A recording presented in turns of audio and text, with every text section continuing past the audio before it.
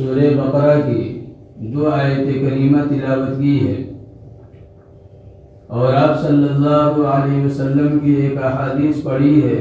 اللہ تبارک و تعالی دونوں کی روشنی میں اخلاص کے ساتھ حق کہنے کی اور ہم سب کو اس پر عمل کی توفیق عطا فرمائے۔ سورہ بقرہ کی جن آیتوں کی تلاوت کی ہے اور اس کے بعد 4 آیتیں اور ہیں، یہ ٹوٹل 6 آیتیں ہیں۔ یہ 6 آیتیں ان پر سورہ بقرہ کا 23واں رکوع مشتمل ہے اور ان میں روزے کے احکام بیان کیے گئے ہیں۔ یہ آیتیں پورے قرآن میں منفرد ہیں اس معنی کے اعتبار سے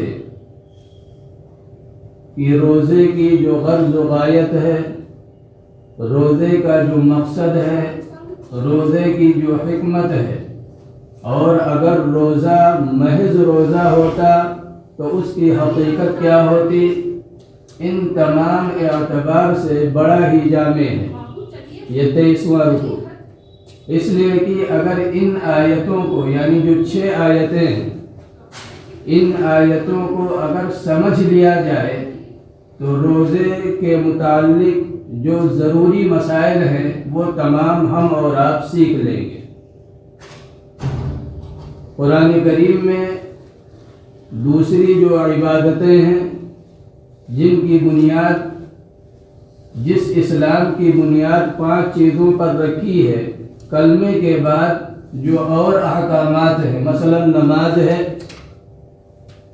آپ قرآن کریم کے مختلف جگہوں سے نماز کو جمع کریں گے، کہیں سجدے کا ذکر آ رہا ہے تو کہیں وضو کا بیان ہے، کہیں رکوع کا بیان ہے، کہیں کچھ ہے، یعنی پورے قرآن کریم میں بکھرا ہوا ہے۔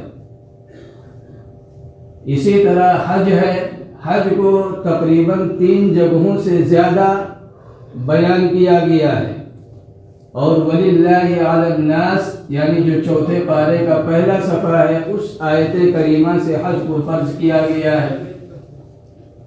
اسی طرح زکوٰۃ ہے، زکوٰۃ آپ دیکھیے قرآن کریم میں اللہ تبارک و تعالی نے جو تفاصیل اس وقت ہمارے سامنے ہیں وہ کہیں نہیں بیان کی گئی ہے، صرف زکوٰۃ کا حکم دیا گیا ہے کہ زکوٰۃ ادا کرو۔ لیکن یہ جو صوم ہے یعنی جسے روزہ کہا گیا، جو اسلام کے بنیادی 5 رکنوں میں سے ایک رکن ہے، اس کے سارے مسائل یہی بیان کر دیے گئے انہی 6 آیتوں میں۔ لہذا اللہ تبارک و تعالی نے روزے کی جو فرضیت کا حکم نازل کیا ہے وہ مختلف درجات پر ہے، کہ جیسے نماز شروع میں آئی تھی تو نماز کے اندر سلام کا جواب دینا، کوئی کچھ کہے تو اس کو بتلا دینا، یہ ساری چیزیں جائز تھی۔ یعنی تدریجی حکم آیا نماز کا۔ یہی اور بھی اسلام کے جو احکامات ہیں اس میں آپ کو نظر آئیں گے۔ مثلا شراب ہے، شراب کو یک بارگی حرام نہیں قرار دیا گیا، بلکہ تدریجی حکم آیا ہے کہ اس کے اندر نفع کم نقصان زیادہ ہے۔ کہیں کہا گیا جب نشے میں ہو تو نماز کے قریب نہ جاؤ۔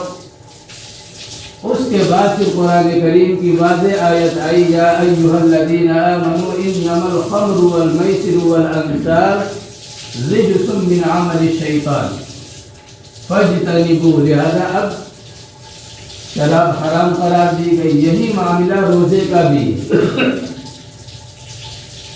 اور جو احادیث مبارکہ پڑھی ہے اس کے راوی سیدنا حضرت سلمان فارسی رضی اللہ تعالیٰ عنہ ہیں۔ وہ فرماتے ہیں کہ آپ صلی اللہ علیہ وسلم نے شعبان کے آخری دن ہمارے سامنے تقریر فرمائی۔ یہ سلمان فارسی رضی اللہ تعالیٰ عنہ یہ ایران کے رہنے والے ہیں۔ ان کا باپ بت کدے کا یعنی آتش کدے کا بڑا ذمہ دار ہے، لیکن انہیں فطری طور پر ان تمام چیزوں سے نفرت پیدا ہوئی کہ اگر ہم آگ نہ جلائیں تو آگ بجھ جاتی ہے، تو جو ہماری محتاج ہو وہ ہمارا احتیاج کیسے دور کر سکتی ہے؟ لہذا جس طرح حضرت ابراہیم علیہ السلام کو ملک شام چھوڑ کر ایران آنا پڑا، ان کو ایران چھوڑ کر ملک شام جانا پڑا، اور وہاں گئے اور انہوں نے عیسائیت اختیار کر لی، مختلف راہبوں سے عیسائیت کو سیکھتے رہے۔ جس پادری کی خدمت میں یہ تھے، جو آخری پادری تھا، جب اس کے انتقال کا وقت ہوا تو حضرت سلمان فارسی رضی اللہ تعالیٰ عنہ نے کہا، حضور ابھی تو ہماری پیاس بجھی نہیں ہے، ابھی تو ہمیں تسلی اور تشفی نہیں ہوئی ہے، آپ جا رہے ہیں؟ تو اس پادری نے سلمان فارسی رضی اللہ تعالیٰ عنہ کو نصیحت کی کہ دیکھو، میرے علم کے مطابق جنوب کی طرف کھجوروں والے شہر میں نبی آخر الزماں کا جو ظہور ہے وہ قریب ہے، لہذا قسمت آزماؤ، اگر مل گئے تو مقدر، نہیں ملے تو بھی مقدر۔ حضرت سلمان فارسی رضی اللہ تعالیٰ عنہ وہاں سے ایک قافلے کے ساتھ نکلے، قافلے پر ڈاکوؤں نے حملہ کیا، قافلے کے اندر جو افراد تھے انہیں غلام بنا لیا گیا۔ حضرت سلمان فارسی رضی اللہ تعالیٰ عنہ کی قسمت کہ انہیں خریدنے والا ایک یہودی تھا، اور وہ بھی مدینہ طیبہ کا باشندہ۔ مدینہ طیبہ آ گئے، اب یہاں جب آئے تو انہیں اب یہ خبریں تو مل رہی تھی کہ مکے کے اندر کوئی شخص ہیں جنہوں نے نبوت کا دعویٰ کیا ہے، لیکن چونکہ پیروں میں بیڑیاں پڑی ہوئی تھی، غلامی کی آپ جا نہیں سکتے تھے، لہذا یہ بات کہی جاتی ہے کہ عام طور سے پیاسا کنویں کے پاس جاتا ہے، لیکن سلمان فارسی وہ ہیں کہ انہیں پلانے کے لیے کنواں ان کے پاس آیا ہے۔ لہذا جب آپ صلی اللہ علیہ وسلم ہجرت کر کے مدینہ طیبہ تشریف لائے تو اس پادری نے کچھ علامتیں بتلائی تھی، ان میں سے موٹی موٹی یہ تھی کہ دیکھو وہ زکوٰۃ نہیں لیتے، لیکن ہدیہ دو تو وہ قبول کرتے ہیں، استعمال کرتے ہیں۔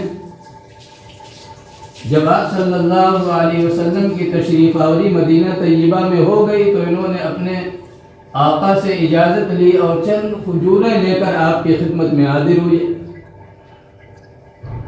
اور پیش کیا آپ صلی اللہ علیہ وسلم کی خدمت میں۔ آپ نے فرمایا کیا ہے؟ فرمایا صدقہ ہے، یعنی زکوٰۃ۔ آپ نے فرمایا غریبوں میں تقسیم کر دو، ہم صدقہ استعمال نہیں کرتے۔ ایک بات پوری ہو گئی، کچھ دنوں کو بعد پھر اجازت لے کر حاضر ہوئے کھجوروں کا ایک ٹوکرا لے کر۔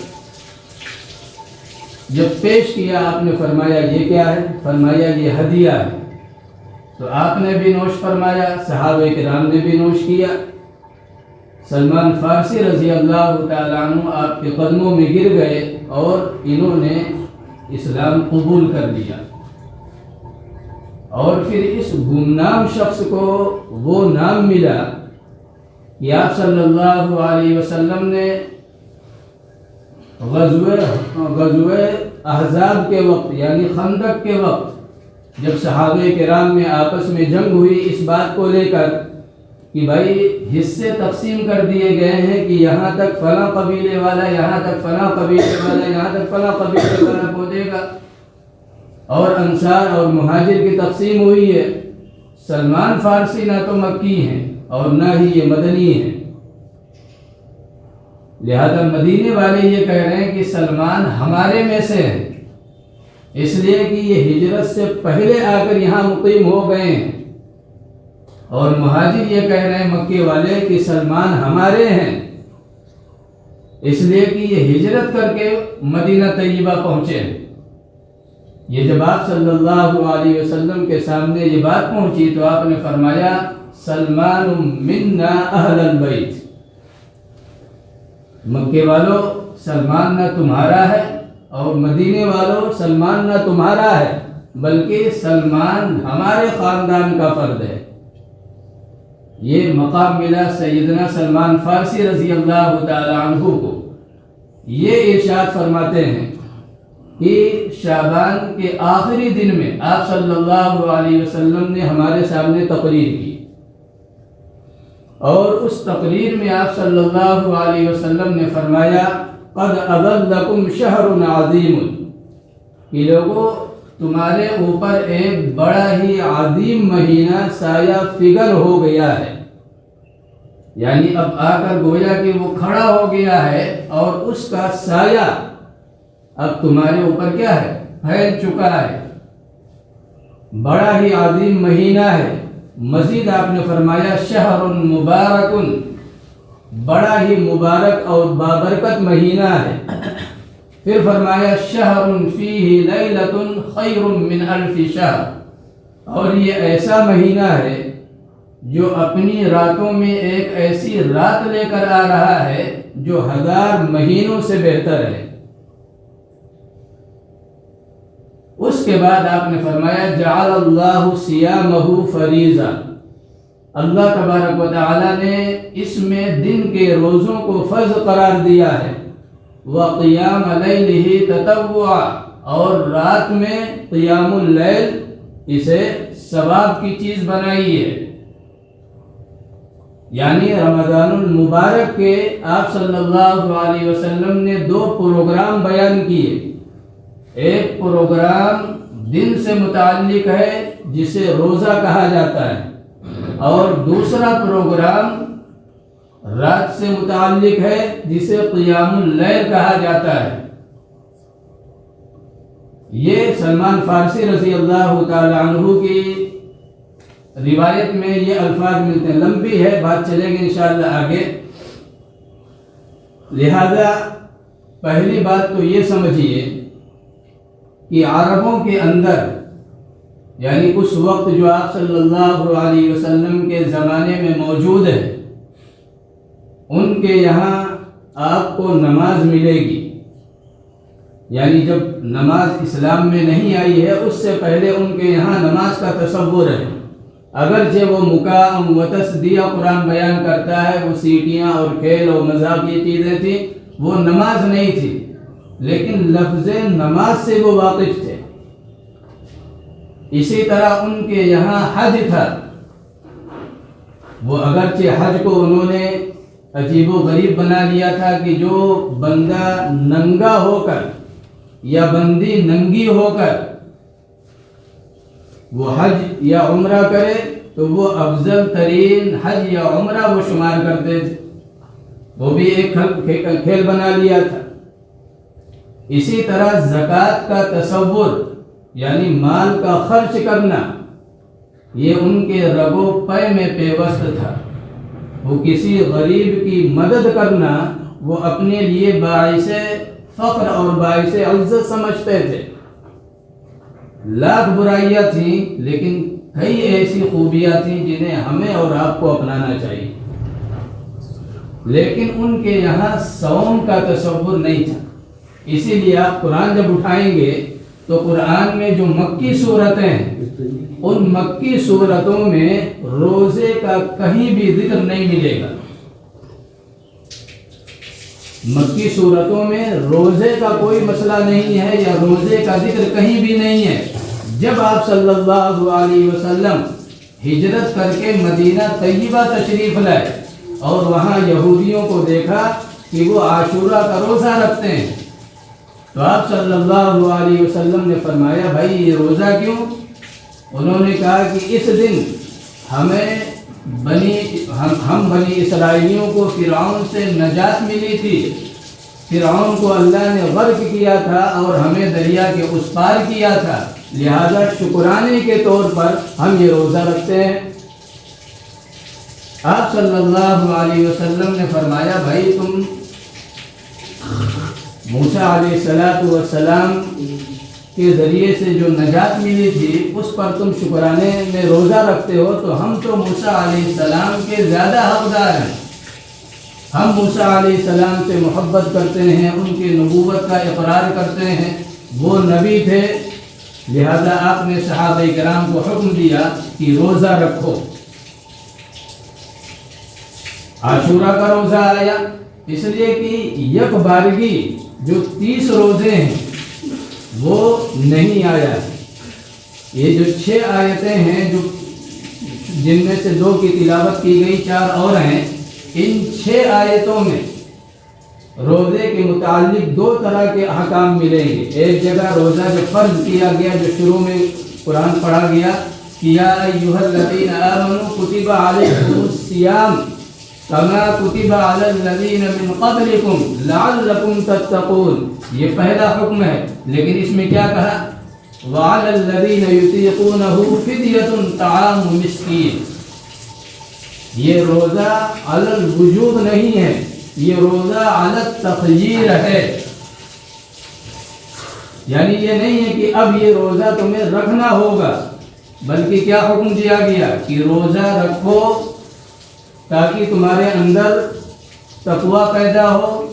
لیکن پھر یہ کہا گیا بھائی جس کا دل نہ چاہے، جو روزہ نہیں رکھنا چاہتا، باوجود کہ وہ مریض نہیں ہے، باوجود کہ وہ سفر پر نہیں ہے، صحیح سالم ہے، گھر کے اندر موجود ہے، کوئی پریشانی نہیں ہے، لیکن من نہیں کر رہا روزہ رکھنے کا، تو قرآن نے کہا ففدیۃ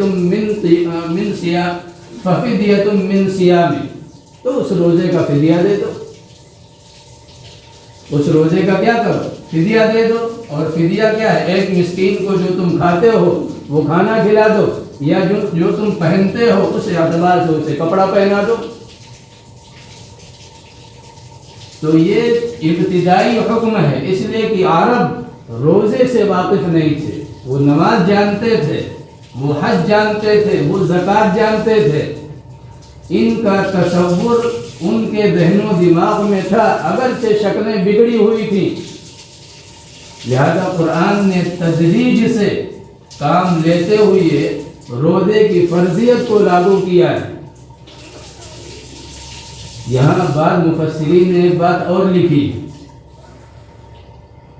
کہ یہاں جو شروع میں آیا کہ اے ایمان والو تم پر روزہ فرض قرار دیا گیا ہے، یہ روزہ ایام 20 کا ہے، یعنی پہلے عاشورہ کا روزہ، ایک روزہ، ظاہر سی بات ہے کوئی دقت نہیں ہوگی۔ اس کے بعد آیا ہر مہینے میں 3 روزے رکھے جائیں، ایام 20، 13، 14 اور 15۔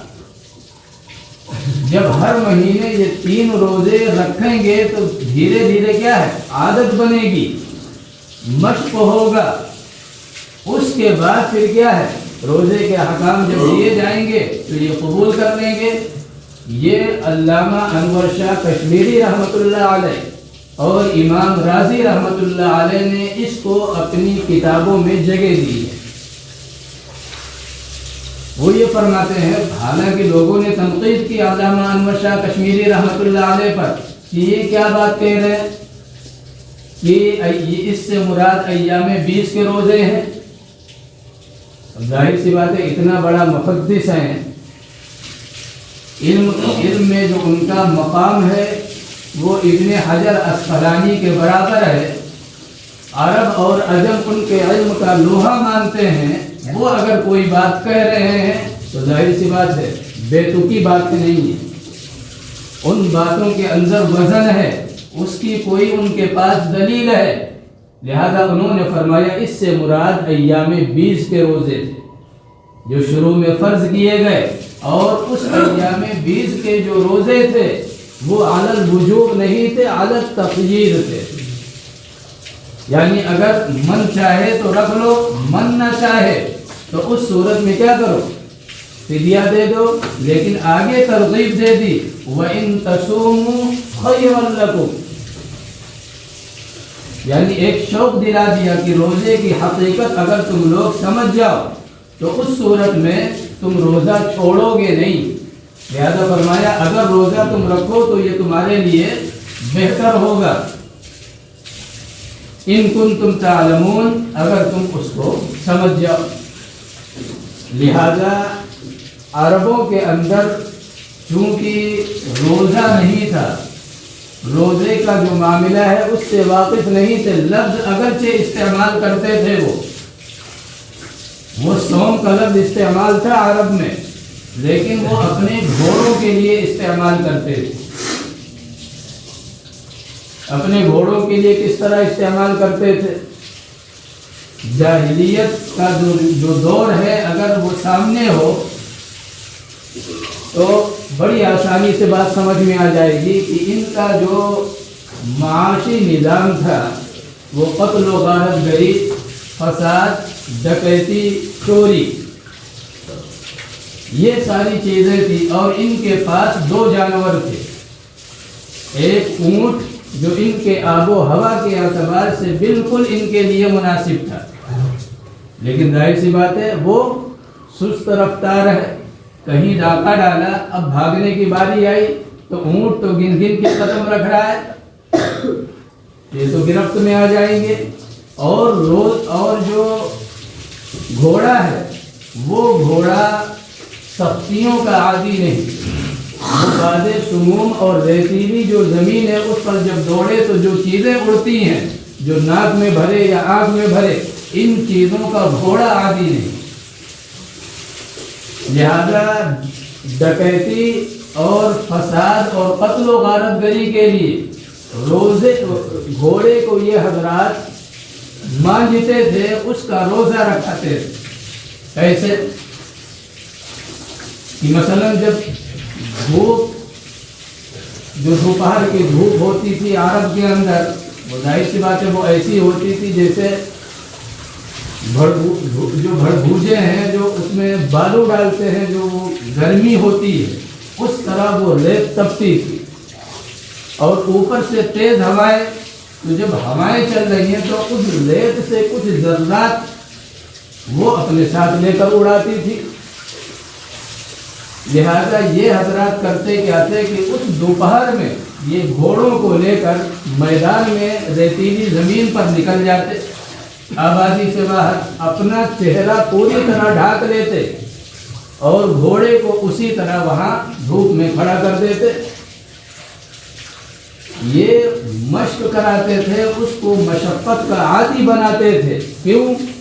کہ بھائی جب کہیں ڈاکہ ڈالیں گے یا چوری کریں گے تو بھاگنے کی ضرورت ہے، تو گھوڑا منجھا ہوا ہو، گھوڑا ان تمام چیزوں کا عادی ہو، یہ نہیں بھاگ رہا ہے، ریت پڑی اور وہ بیٹھ گیا یا بدک گیا۔ لہذا یہ لفظ موجود تھا گھوڑوں کے تعلق سے۔ لہذا ایام 20 کے روزے اولاً ان کے اوپر فرض کیے گئے کہ ہر مہینے 3 دن کا روزہ رکھو، اور وہ 3 دن مئی جون میں بھی ہے، اپریل میں بھی ہے، اور اسی طرح جنوری اور دسمبر اور ان سب میں بھی ہے۔ لہذا رفتہ رفتہ عادت ڈلوائی، اور اس کے بعد اب جو تیسری آیت کریمہ ہے اس میں اللہ تبارک و تعالی نے بیان کیا شہر رمضان الذی انزل فیہ القرآن ہدی للناس وبینات من الہدی والفرقان، اس کے تعلق سے بعد میں بات کی جائے گی۔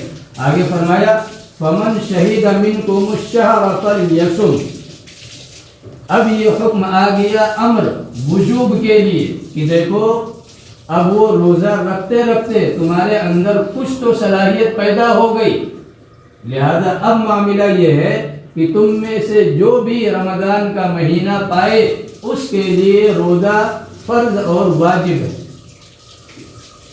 یعنی اب یہاں تخییر نہیں ہے کہ بھائی من کرے تو رکھ لو، من نہ کرے تو فدیہ دے دو، نہیں، بلکہ جو شخص بھی رمضان المبارک کے مہینے کو پالے تو اس کے اوپر روزہ لازم اور واجب ہے، اب اختیار نہیں ہے۔ لیکن آگے فرمایا ومن کان مریض، ہاں اگر کوئی بیمار ہے، ڈاکٹر منع کر رہا ہے، یا شوگر کا مریض ہے، روزہ رکھے گا تو بھوک پیاس کی وجہ سے کیا ہے جان پر بن آئے گی، تو اللہ فرما رہا ہے اس صورت میں وہ روزہ چھوڑ دے۔ آگے فرمایا او علی سفرن، یا کوئی سفر پر ہے، شرعی سفر، یعنی تقریباً 48 میل، مان کے چلو لمسم 90 کلومیٹر، لیکن یہ نہیں کہ 90 کلومیٹر آپ اپنے جہاں گھر سے نکل لیں وہاں سے اسٹیشن بھی جوڑیں، وہ بھی جو نہیں، شہر کا جو کنارہ ہے وہاں سے لے کر دوسرے شہر کا جو کنارہ ہے ان کے درمیان جو فاصلہ ہے وہ کتنا ہونا چاہیے؟ لمسم 90 کلومیٹر، کم زیادہ بھی ہے۔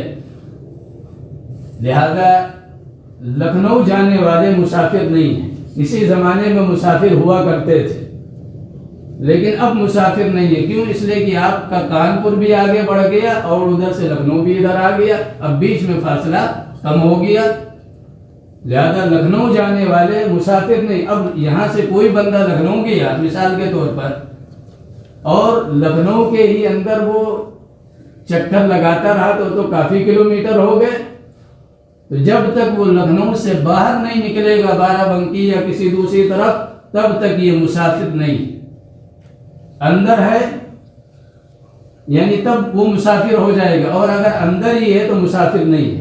لہذا دو صورتوں میں شریعت نے اجازت دی کہ اگر کوئی بیمار ہے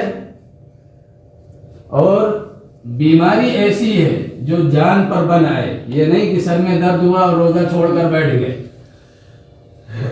یا پیٹ میں درد ہوا تو روزہ چھوڑ کر بیٹھ گئے، ایسا نہیں ہے، بلکہ جو ڈاکٹر ہیں ان کی رائے یہ ہو کہ بھائی روزہ آپ کے لیے نقصان دہ ہے، روزہ آپ رکھیں گے تو یا تو بیماری آپ کی بہت زیادہ بڑھ جائے گی اور یا پھر جان پر بن آئے گی، تو اس صورت میں اسلام اجازت دیتا ہے کہ ٹھیک ہے روزہ چھوڑ دو۔ یا اسی طرح سفر پر ہیں، سفر اگرچہ وہ کیا ہے ایئر کنڈیشن والا ہو، اے سی میں آپ سفر کر رہے ہوں تو بھی آپ کو چھوڑنے کی اجازت ہے، تو بھی کیا ہے چھوڑنے کی اجازت ہے۔ یہ نہیں کہ اب جب ہم چونکہ بڑا بہترین سفر ہے اور یہ ہے وہ ہے، جو بھائی اسلام نے جب ہمیں ایک چیز میں آسانی دی ہے تو ہم اپنے آپ کو مشقت میں کیوں ڈالیں، ہم زبردستی کا تقوی کیوں دکھائیں؟ اسلام جب سہولت دے رہا ہے فائدہ اٹھائیے۔ لہذا آگے فرمایا یہ دونوں صورتیں ہیں جہاں روزہ چھوڑا جا سکتا ہے، لیکن لگا دیا فعدۃ من ایام اخر، لیکن ہاں یاد رکھو بیمار تھے کہہ دیا تھا چھوڑ دو، صحت مل گئی اب روزہ رکھ لو، سفر پر تھے تو کہہ دیا گیا تھا بھائی چھوڑ دو، لیکن سفر سے واپس آ گئے اب روزہ رکھ لو، یعنی دوسرے ایام میں روزے کی قضا کرنی لازم اور ضروری ہوگی۔ پیچھے ایک چیز اور تھی کہ ففدیۃ من صیام، یہ تھا کہ فدیۃ طعام مسکین، کہ روزہ اگر نہیں رکھ رہے ہو تو اس صورت میں فدیہ دے دو، ایک غریب کو کھانا کھلا دو۔ تو یہاں پر بظاہر یہ لگ رہا ہے کہ فدیے والا حکم منسوخ ہو گیا ہے، وہ نہیں ہے، حالانکہ اللہ کے نبی صلی اللہ علیہ وسلم نے چند صورتوں میں فدیے کا معاملہ بھی باقی رکھا ہے۔ مثلا کوئی شخص ہے اتنا ضعیف ہو چکا ہے کہ اب وہ روزہ نہیں رکھ سکتا اور نہ ہی آئندہ امید ہے کہ یہ روزہ رکھ پائے گا، یا وہ کسی ایسی مہلک بیماری میں مبتلا ہو گیا ہے جو جان نکلنے پر ہی وہ بیماری ختم ہوگی، اس سے بھی امید نہیں ہے کہ بھائی آگے جب صحت ملے گی تو یہ روزہ رکھ لے گا، لہذا یہ دو لوگ روزہ نہیں رکھیں گے اور یہ کیا کریں گے، یہ فدیہ ادا کریں گے، یہ فدیہ دے دیں۔ کوئی مثلا بوڑھا ہو گیا ہے، روزہ اب طاقت نہیں ہے، روزہ نہیں رکھ سکتا، تو وہ ہر روزے کے بدلے ایک فدیہ دے دیا کرے۔ آگے فرمایا کہ یرید اللہ بکم اليسر ولا یرید بکم العسر، بات وہی آ گئی، اللہ فرما رہا ہے کہ بھائی ہم تمہارے ساتھ آسانی چاہتے ہیں، ہم سختی نہیں چاہتے، یعنی جن صورتوں میں اسلام نے سہولت دی ہے ان مواقع سے آپ کو فائدہ اٹھانا چاہیے۔ یا کچھ لوگوں میں تقوی جو ہے اتنا زیادہ غالب آ گیا ہے کہ بیچارے وہ مغلوب ہو گئے ہیں، اب 104 بخار ہے، ڈاکٹر کہہ رہا بھیا روزہ چھوڑ دو، وہ کہہ رہے ہم مر جائیں گے لیکن روزہ نہیں چھوڑیں گے۔ یا سفر پر ہیں اور سفر بھی مشقت والا ہے، لوگ سمجھا رہے ہیں کہ بھائی آپ اتنی دور جا رہے ہیں اور یہ چیزیں ہیں اور اس طرح معاملات ہیں، آپ روزہ چھوڑ دیجیے۔ وہ کہہ رہے نہیں ہم مر جائیں گے لیکن روزہ نہیں چھوڑیں گے۔ ایک لشکر کے ساتھ آپ صلی اللہ علیہ وسلم ایک مشن کے لیے نکلے۔ اب اس میں صحابہ کرام کی ایک جماعت ہے جو روزے دار ہے اور ایک جماعت ہے جو کھاتی پیتی جا رہی ہے۔ جب یہ لوگ منزل پر پہنچے تو جو کھاتے پیتے وہاں گئے تھے وہ تو بڑی بشاشت کے ساتھ خیمے نصب کر رہے ہیں، جانوروں کو باندھ رہے ہیں، یہ کر رہے ہیں وہ کر رہے ہیں، اور جو روزے دار تھے وہ وہاں بے سود پڑے ہوئے ہیں، انہیں کچھ ہوش و حواس ہی نہیں۔ جب اللہ کے نبی صلی اللہ علیہ وسلم نے اس منظر کا معائنہ کیا تو آپ نے فرمایا کہ سفر میں روزہ کوئی نیکی نہیں، سفر میں روزہ رکھنا کوئی نیکی نہیں ہے۔ یہ اللہ کے نبی صلی اللہ علیہ وسلم نے صحابہ کرام کو تعلیم دی کہ تم نے تقوی کا مطلب غلط سمجھ لیا۔ تقوی یہ نہیں ہے کہ ہر حال میں روزہ رکھا جائے، تقوی یہ نہیں ہے کہ ہر حال میں جماعت سے نماز پڑھی جائے، اور اسی طرح تقوی یہ بھی نہیں ہے کہ چاہے جو بھی صورت حال ہو ہم کیا ہے اپنے حساب سے چلنے کی کوشش کریں، نہ کہ اسلامی تعلیمات کو اپنے سامنے رکھیں۔ لہذا یہاں اللہ کے نبی صلی اللہ علیہ وسلم نے صحابہ کرام کو یہ تعلیم دی۔ لہذا قرآن نے یہاں پر فرمایا یرید اللہ بکم الیسر، اللہ تمہارے ساتھ آسانی کرنا چاہتا ہے، ولا یرید بکم العسر، اللہ تمہارے ساتھ کیا ہے تنگی نہیں چاہتا۔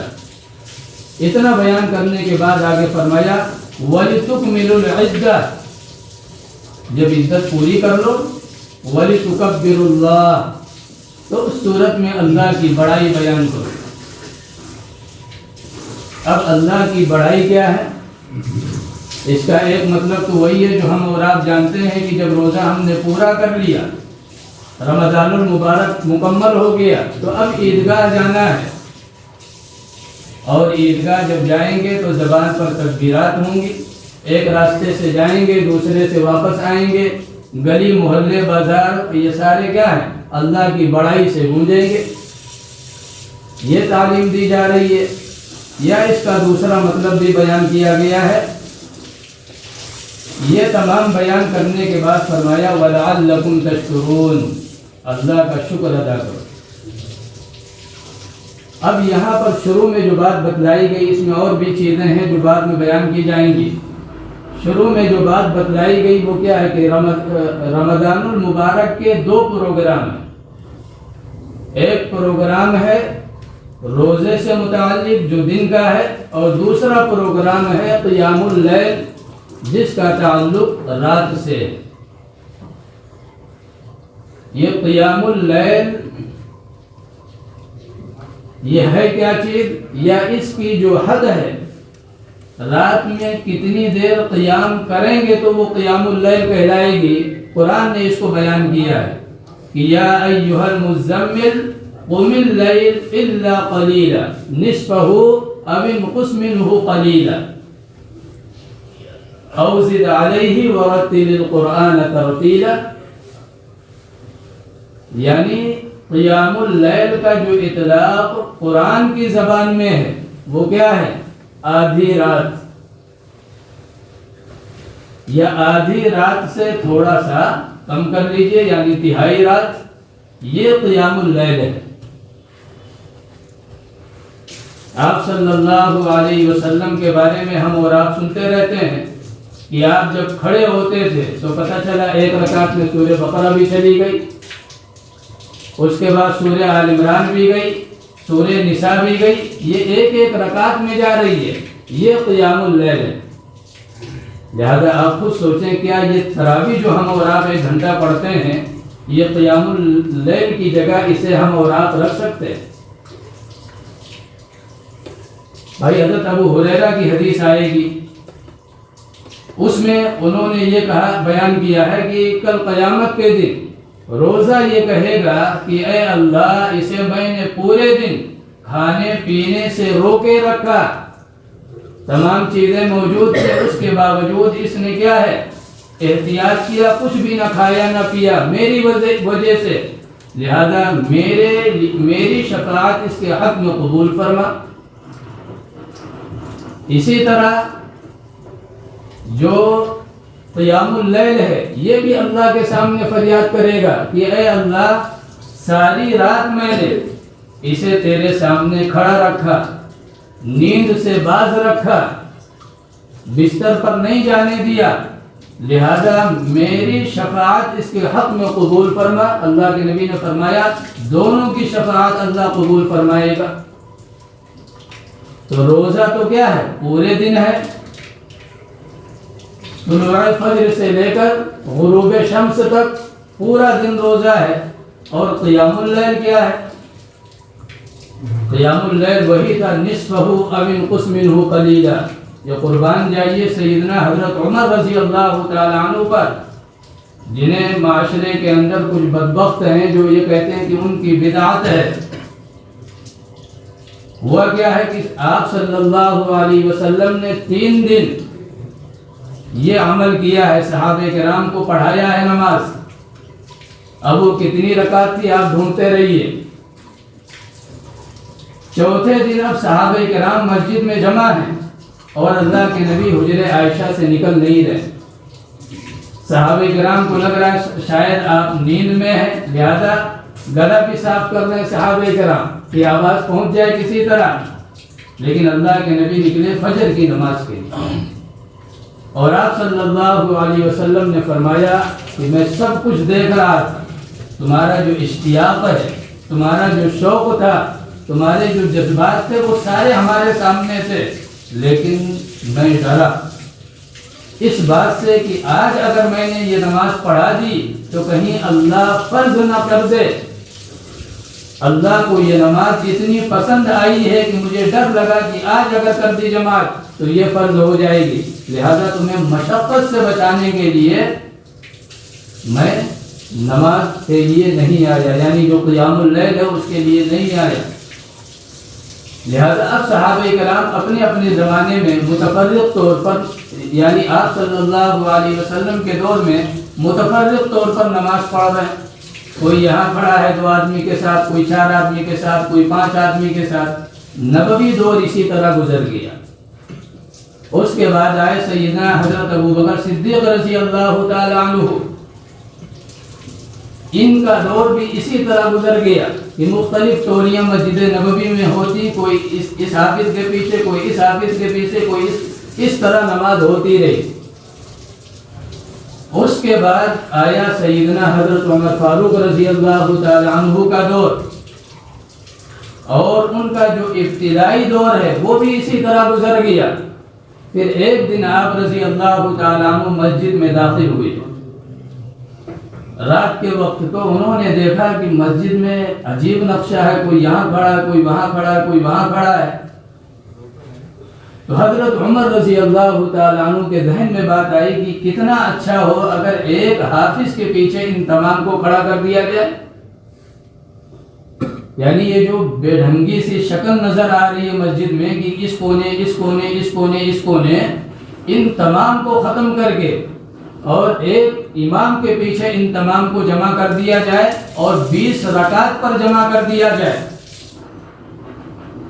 اب ظاہر سی بات ہے حضرت عمر رضی اللہ تعالیٰ عنہ اگر 20 رکعت لے کر آ رہے ہیں تو پیچھے اس کی کوئی نہ کوئی دلیل موجود ہے، کہیں نہ کہیں سے اس کا کچھ نہ کچھ موجود ہے، ورنہ حضرت عمر رضی اللہ تعالیٰ عنہ تو وہ ہیں کہ دین کے اندر جتنی غیرت انہیں ہے شاید کہ کسی صحابی کو، غیور اتنے ہیں کہ آپ صلی اللہ علیہ وسلم جب معراج پر گئے ہیں اور جب ان کا محل دکھایا گیا، پہلے آپ نے گمان کیا شاید میرا ہے، جب آپ جانے لگے فرشتوں نے بتلایا یہ آپ کے غلام حضرت عمر کا ہے، تو آپ کے قدم رک گئے.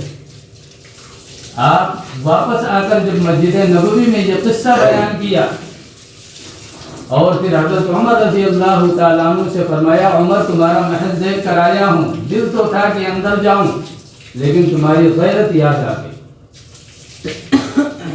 حضرت عمر رضی اللہ تعالیٰ عنہ رو پڑے, یا رسول اللہ میں آپ سے غیرت کروں گا, آپ کو دیکھنا چاہیے. لیکن اللہ کے نبی نے بھی مزاج کی رعایت. تو یہ اتنے غیور ہیں, کوئی غلط چیز اسلام کے اندر یہ داخل کر دیں, کوئی ایسا طریقہ رائج کر دیں جو اسلامی تعلیمات کے خلاف ہو, یہ ہم اور آپ کیسے سوچ لیتے ہیں. لہذا حضرت عمر رضی اللہ تعالیٰ عنہ نے 20 رکعت تراویح پر تمام کو جمع کیا اور ان کا امام ابی ابن کعب رضی اللہ تعالیٰ عنہ کو بنایا. اور یہ 20 رکعت تراویح کا جو مسئلہ ہے, یہ 4 بڑے مشہور فقہ ہیں, مالکی, حنبلی, شافعی اور حنفی. ان تمام میں متفقہ طور پر 20 رکعت تراویح کا فتویٰ ہر دور میں دیا ہے, بلکہ مالکی میں تو 36 رکعت. امام مالک رحمۃ اللہ علیہ کے یہاں 36 رکعت تراویح ہے, اور باقی جو 3 ائمہ ہیں ان کے یہاں 20 رکعت تراویح ہے. لیکن یہ 20 رکعت حضرت صحابہ کرام بیان کرتے ہیں کہ جب ہم لوگ تراویح سے فارغ ہوتے تھے تو ہم میں جو جوان تھے وہ لاٹھیوں کے سہارے پر گھروں کو جایا کرتے تھے. لاٹھیوں کے سہارے سے کیا ہے, گھروں کو جایا کرتے تھے. حضرت عمر رضی اللہ تعالیٰ عنہ نے جو یہ معاملہ فرمایا وہ اس لیے فرمایا کہ بھائی مدینہ طیبہ والے جو ہیں یہ کھیتی کسانی کرنے والے لوگ ہیں, مزدور لوگ ہیں, یہ روزہ تو رکھ لیں گے لیکن اب ساری رات یہ کھڑے رہیں یہ نہیں ہو سکتا ان سے, یہ مشقت یہ برداشت نہیں کر پائیں گے. لہذا حضرت عمر نے یہ سوچا کہ بھائی کل چھوڑنے سے بہتر ہے کم سے کم کچھ تو مل جائے. لہذا فوراً عشاء کی نماز کے فوراً بعد اس کو کیا ہے لگا دیا. حالانکہ قیام اللیل ہوتی ہے کہاں, وہ تو رات کے آخری حصے میں اللہ کے سامنے کھڑا ہوا جاتا ہے جسے تہجد کہا جائے یا کچھ کہا جائے. لیکن حضرت عمر نے اس کو عشاء کی نماز کے فوراً بعد لگا دیا. ابی ابن کعب تراویح پڑھا رہے ہیں اور جب تراویح پوری ہو رہی ہے تو سیدنا حضرت عمر رضی اللہ تعالیٰ عنہ آگے بڑھ کر وتر پڑھا رہے ہیں. وتر اور فرض یہ امیر المومنین پڑھا رہے ہیں اور باقی تراویح یہ ابی ابن کعب رضی اللہ تعالیٰ عنہ پڑھا رہے ہیں. یہ اس دور سے شروع ہوا تھا اور آج تک دونوں حرموں میں جو تراویح ہوئی ہیں وہ کیا ہیں 20 رکعت ہوئی ہیں. حالانکہ وہاں حنبلی لوگ ہیں, امام احمد ابن حنبل رحمۃ اللہ علیہ کی اتباع کرنے والے, ان کے فقہ پر عمل کرنے والے لوگ ہیں, لیکن 20 پڑھی ہے اور 20 بھی اتنی لمبی کہ پیر جواب دے رہے ہیں. ایک لگا کر صحابہ کرام کھڑے ہو رہے ہیں اور جب گھروں کو جا رہے ہیں تو کیا ہے ایسا لگ رہا ہے کوئی 60-70 سال کا بوڑھا جا رہا. یہ قیام اللیل ہے جس کو جو رمضان المبارک کا پروگرام ہے. دن کا روزہ تو روزہ پورے دن ہے اور رات کا قیام تو قیام کتنا قرآن نے بیان کیا, نصفہ او انقص منہ قلیلا او زد علیہ ورتل القرآن ترتیلا. لہذا رمضان آتا ہے تو سب سے پہلی دہشت ہمارے اوپر کیا سوار ہوتی ہے, بھائی کتنے پارے ہوں, کتنے پارے پڑھائے جائیں گے. بھائی اگر قرآن کو واقعی سمجھ لیتے قرآن ہے کیا چیز, قرآن نے آگے اللہ نے یہی تو بیان کیا لعلکم تشکرون, تاکہ تمہارے اندر شکر پیدا ہو کہ اتنی بڑی نعمت اللہ تبارک و تعالیٰ نے ہمیں دی ہے. اس کے جو انوار و برکات ہیں, اس کے اندر جو خوبیاں ہیں, یہ کلام جو دل پر اثر کرتا ہے, یہ تمام چیزیں ان سے تم اگر واقف ہوتے تو لعلکم تشکرون تم سب سجدے میں گر جاتے. پھر یہ نہ دیکھتے کہ ٹائم آج 5 منٹ زیادہ ہو گیا, آج 2 منٹ زیادہ ہو گیا, 1 منٹ زیادہ ہو گیا. بھائی جب بوجھ لگ رہی ہے تراویح تو گھر میں رہو. کس نے کہا مسجد میں آ کر نماز پڑھو؟ اگر اللہ کے احکامات ہمیں بوجھ لگنے لگیں تو پھر ہمیں اور آپ کو اپنے ایمان کا جائزہ لینے کی ضرورت ہے۔ بھائی روزہ تو پورے دن رکھ رہے ہیں اور 1 گھنٹہ قرآن کھڑے ہو کر نہیں سننے، اتنی وحشت ہے قرآن سے۔ قرآن سے ہمیں اتنا خوف، اتنا ڈر ہے کہ ہم 1 گھنٹہ کھڑے ہو کر اطمینان سے نہیں سن سکتے، حالانکہ قیام اللیل کا یعنی 1/4 حصہ بھی نہیں ہے جو 1 گھنٹہ ہم اور آپ دے رہے ہیں، لیکن اس کے باوجود دہشت سوار ہے۔ لہذا قرآن نے یہاں پر جو بیان کیا کہ دیکھو شروع میں یہ کہا گیا کہ جس کو اختیار ہے وہ روزہ رکھے، یعنی جس کا من کرے وہ روزہ رکھے، جس کا من نہ کرے وہ روزہ نہ رکھے بلکہ فدیہ دے دے، بتلایا گیا۔ امام راضی رحمۃ اللہ علیہ اور اسی طرح علامہ انور شاہ کشمیری رحمۃ اللہ علیہ، یہ دونوں حضرات فرماتے ہیں اس آیت کریمہ میں جن روزوں کو بیان کیا ہے وہ روزہ وہ ہے جو ایام 20 کہلاتا ہے۔ یہ شروع میں مسلمانوں پر فرض تھا، لیکن جب رمضان آ گیا تو اس کی فرضیت ختم ہو گئی، لیکن سنیت جو کہا جاتا ہے وہ آج بھی باقی ہے۔ لہذا آپ دیکھیے جو دیندار لوگ ہیں، اللہ کے نبی صلی اللہ علیہ وسلم کی سنت کو دل و جان سے کیا ہے لگانے والے ہیں، وہ آج بھی ایام 20 کے پابند ہیں۔ لیکن اس کے بعد بیان کر دیا گیا کہ دیکھو رمضان کا جو مہینہ اب پائے گا اس کے لیے روزہ رکھنا لازم اور ضروری ہوگا، لیکن ہاں اگر بیمار ہو تو رخصت ہے، اسی طرح اگر سفر پر ہو تو رخصت ہے، لیکن دوسرے ایام میں اس کی قضا کرنی لازم اور ضروری ہوگی۔ اس کے ساتھ ہی بیان کر دیا کہ قرآن اللہ تو تمہارے ساتھ آسانی چاہتا ہے، تقوی کا ہیضہ ایسا سوال نہ ہو کہ 104 بخار ہو اور ڈاکٹر کہہ رہے حضور آپ دوا کھا لیجیے، آپ کہیے ہم مر جائیں گے لیکن روزہ نہیں توڑیں گے، یہ کوئی نیکی نہیں ہے۔ یہ عمل کر کے آپ چلے گئے دنیا سے تو شاید وہاں الٹا ہو جائے معاملہ، یہ سب نہیں۔ جہاں شریعت، اسی لیے قرآن نے کہا یرید اللہ بکم اليسر ولا یرید بکم العسر، اللہ تو آسانی چاہتا ہے، تمہیں مشقت میں نہیں ڈالنا چاہتا، لہذا ان صورتوں میں تمہیں اجازت دے رہا ہے، لہذا اس اجازت کو استعمال کرو۔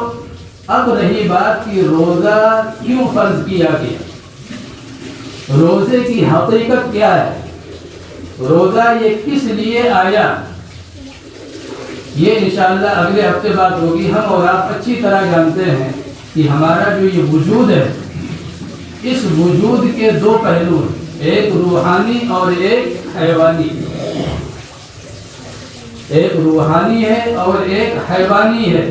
روحانی کہاں سے ہے، یعنی جو روح آئی یہ کہاں سے، یہ اللہ کی طرف سے آئی ہے۔